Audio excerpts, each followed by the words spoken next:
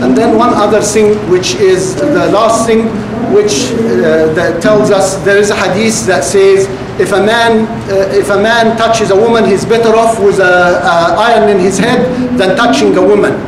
So he said, is touching a woman, a strange woman here, meaning touching? He told him no.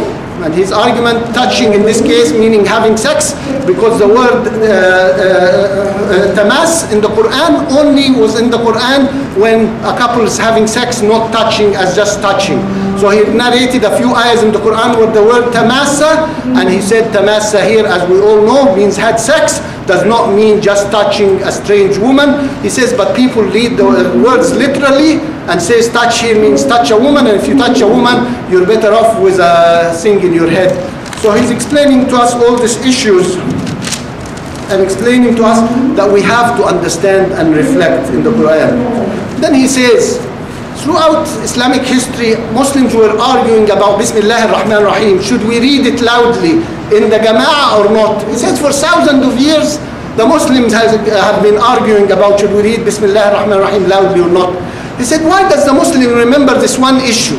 Why don't they remember the Andalus and how we lost the Andalus? Why don't we remember Bukhara and everything else? All the Muslim lands that were taken and their people forced to adopt other religions, we don't remember this. But us as Muslims, we're very good in remembering Bismillah ar-Rahman ar-Rahim, should we read it or not. And then he tells us, our scholars became scholars in the washroom and in the masjids. That's the only two things we know. We know how to wash in the washroom and in the masjid. We have done very well in defining what a hand is, what a face is. As if when we tell our child, go and wash your hand, he doesn't know what it means. But our scholars have spent so much time trying to define what a hand, what a face, how do we wash our hand and face, and left everything in life. And his argument is, if somebody sells by riba, deal with a riba, what is his punishment? And there is no. If you go to books of fiqh, what is the punishment of somebody who deals in a riba, which we all know it's haram? There isn't. The scholars did not spend time defining what's the punishment. That they tell us in one of the Muslim countries, they caught somebody dealing in a riba, and when they wanted to punish him, they found nothing, so they let him go. So he said our scholars put all their time in defining what is our hand and our face, but they couldn't spend any time letting us know what is the punishment of somebody who deals with a riba. And finally, he told us about those who call themselves, who want to only follow the Quran and leave the hadith. And he said that the hadith is the extension of the Quran, and if we don't follow the hadith, we're killing Islam. It's the first step to kill Islam is to say, since we don't agree on the hadith, let's follow the Quran alone, and it's the first step to destroy all of Islam. SubhanAllah.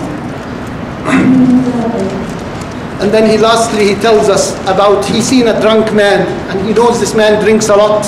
So he went to him and said, Ittaqillah, observe Allah. So he says the man started crying and said, pray for me. I know I am wrong and I wish I could stop, pray for me. So he says, I walked away feeling sorry for myself. Sheikh Ghazali says, feeling sorry. This man is doing a mistake and he's crying for it, and he knows Allah will punish him. And he said, most of us walk around doing mistakes and we don't cry like him. He says, most of us feel so proud of ourselves. I prayed the Zuhr, Jama'ah, or I did, and none of us will cry for our mistakes, less like him.